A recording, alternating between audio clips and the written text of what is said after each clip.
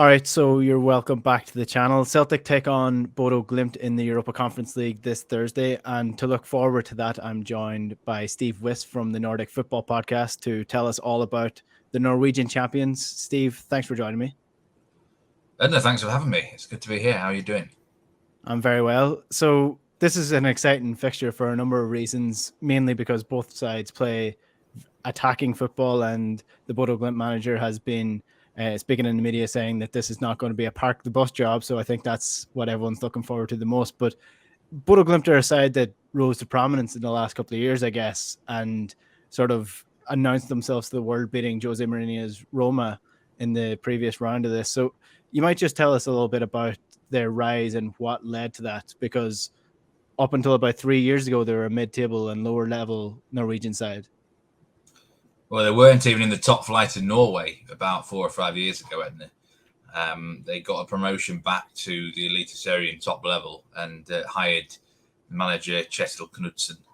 And since then, they've moved from strength to strength, really. I think the first season he had there, they survived on the last day of the season. They drew a lot of games that season. But then the following campaign, they claimed a very surprise second place.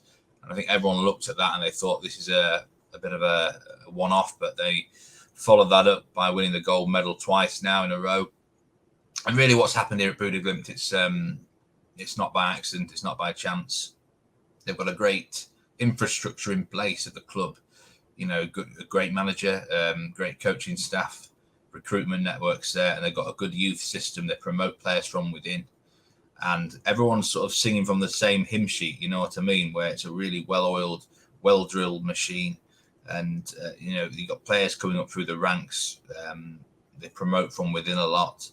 You know, it reminds me a little bit of what Barcelona was back in the day and still is now, where everyone in the youth system grows up. They play the 4-3-3 system, so they're ready to get into that first team when, obviously a much smaller scale than Barcelona is. But just a lot of things in good play, good coaching and infrastructure. It just shows you how far you can go with that sort of thing.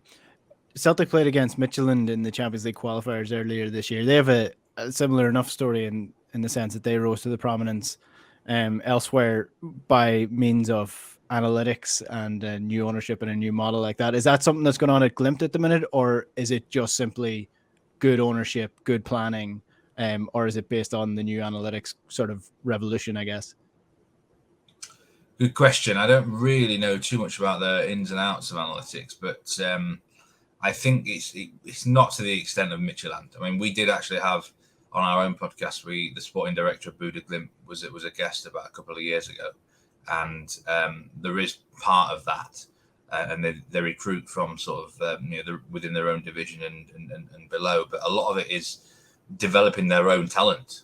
The youth system is very important at BodGlimt, and a lot of these players that have rose to prominence here and been sold already have come from within themselves. They've often produced some smart loans at the right time to sort of, it's kind of like a career pathway sort of thing. So I would say it's less to the extent than Midtjylland, but there are some similarities as well. Okay. So let's talk about the on-field stuff then. This is very early in Glimt's season. They've sold a lot of key players. So who have they lost that would be the most important? Well, I think they've lost 4 key players that are regular, and the most important is, for me, left back Fredrik Andre Bjørkan, who went to Hertha Berlin on a free transfer. Actually, they didn't even get any money for him. Patrick Berg, also to Lens, central midfielder. They got €4.5 million for him, which was good.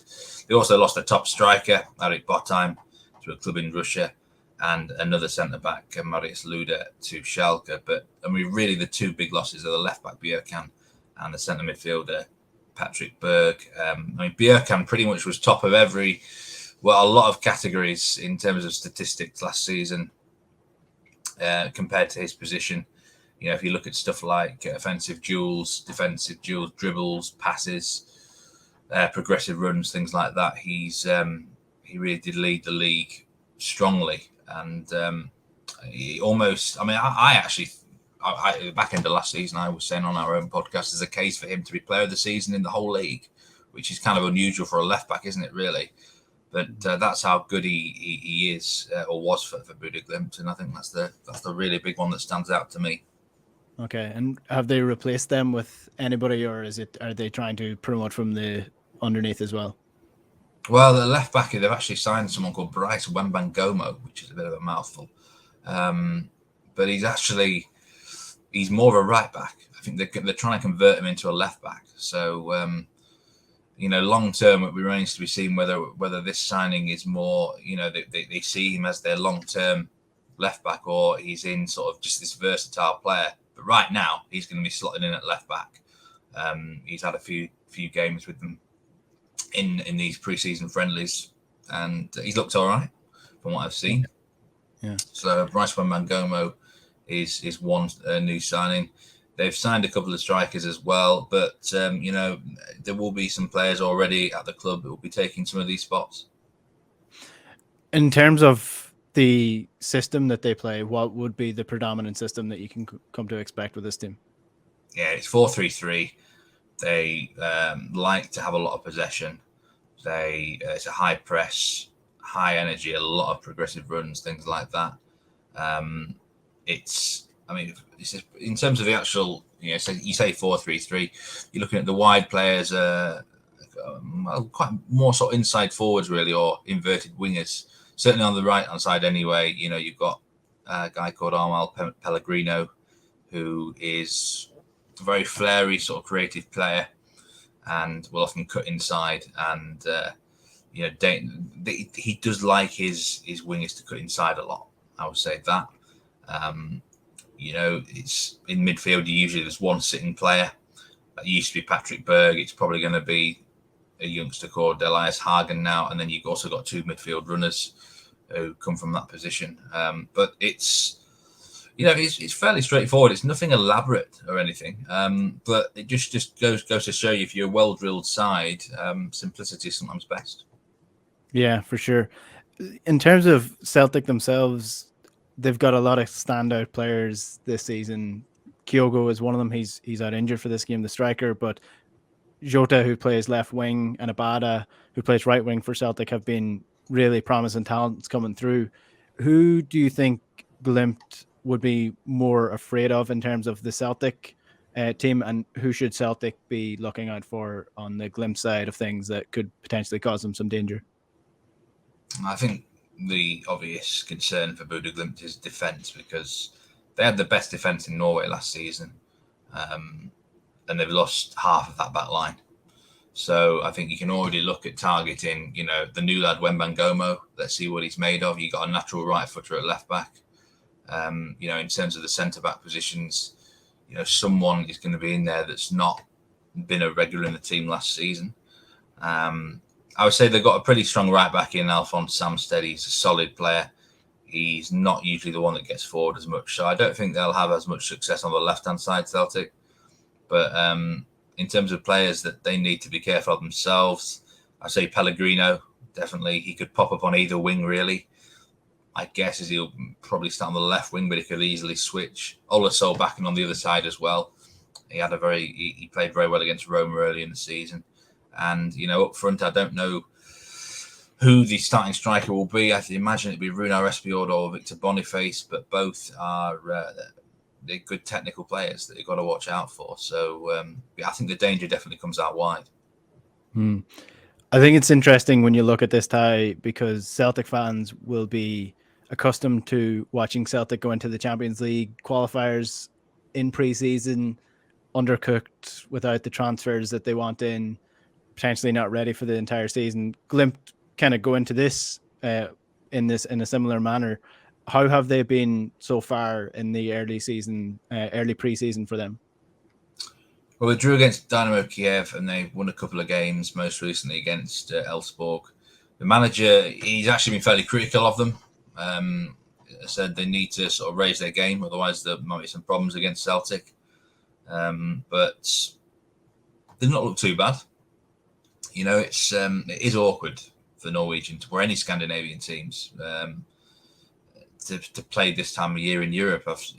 Molde last season did manage to get past Hoffenheim over two legs, but it wasn't without quite a lot of luck, really. The goalkeeper had a heck of a 2 games for Mulder, so it's definitely a vulnerable time to face.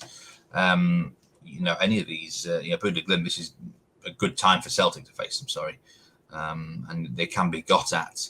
But on the flip side, if that first leg can stay within Celtic, I don't think no one's going to enjoy travelling to the Arctic Circle this time of year. It's as simple as that. It's on a plastic pitch as well, and it's a bit of a fortress. Is the Esplanade Stadium. So I think really the second leg, Celtic need to get some business done. I think on this Thursday. Okay, has the Roma result changed the expectations within Norwegian football of what Glimt can do, and what even potentially what I know Molde are quite a big club, and so are Rosenborg, but the other sides that might be on the rise, has that changed the expectation for Glimt and what they can do and what they can achieve, the Roma victory? I don't think so. I think everyone kind of knew what they could do. There was almost this, not expectation, but a belief that they would actually cause Roma some problems. Not to the extent of a 6-1 win and then getting a 2-2 draw in Olympico. But everyone knew what this BodGlimt side is capable of. They're one of them teams that when you first face them, they can be very difficult to face. Sort of, let's think of it similar to maybe say Marcel Bielsa at Leeds. The first time you face them, they're capable of blowing you away because you're just not used to it. You have to play them quite a few times to sort of be ready for this in-your-face system. So I don't think it changed expectations. I think the expectation was they would lose the manager, really, but he signed a new contract. So that was perhaps a bit of a surprise because this is someone who reportedly turned down Norwich City, for example. And, he's turned down Rosenborg on several occasions as well. So, I think everyone knew that they would get him in the shop window. But, to have kept him so far is a massive boost for the club. Has he disrupted Norwegian football in a way in this project?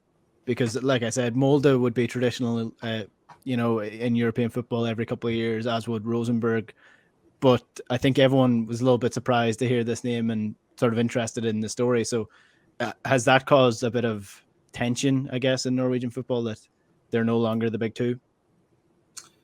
Yeah, I think they have disrupted things. Molde themselves, they won a league title 2 seasons ago. And they're a good side. Molde are a good side, no doubt about it. They've had a good European run last season. They've been runner-up to BodGlimt twice. But yeah, Rosenborg have really dropped down recently. It's been a struggle. They're still probably the biggest club, just in terms of structure and stuff, but they haven't had the right. They've got their transfers wrong. They've probably cocked up a bit with the manager selection the last 2 or 3 years. And I think probably a lot will still see BodGlimt as this sort of short-term thing. Like in 10 years' time, they're thinking, BodGlimt probably are not going to be up there. But there's no doubt that, for example, they've made 12 million from transfers this winter. That's a heck of a lot of money for Norwegian terms. And, if they use that money wisely and build up the club, bit by bit again, there's no reason why they can't certainly be sort of contending top 6 for regular years, even when they lose their manager eventually, because he will go eventually. He's that good. It's just a question of where he will end up. So there has been disruption. Imagine if you're a Tromsø fan, that's their biggest rival up there in the Arctic Circle. Historically, the biggest club up there in that region, and now suddenly they've been, cast aside by BodGlimt. It's they have certainly disrupted it, yes. Yeah, the European money can be a big factor in this as well. Even from an Irish standpoint, in the League of Ireland, any club that gets into the European competitions generally goes on to dominate for the next couple of years because the money is that massive now from getting into Europe. So it'll be interesting to see what BodGlimt do in the future. In terms of Thursday night's events, then, do you see a disruption to Celtic's plans? Do you see Celtic being too strong for them, or how do you see this game going? Yeah, logically, I've got to think Celtic have enough in the first leg.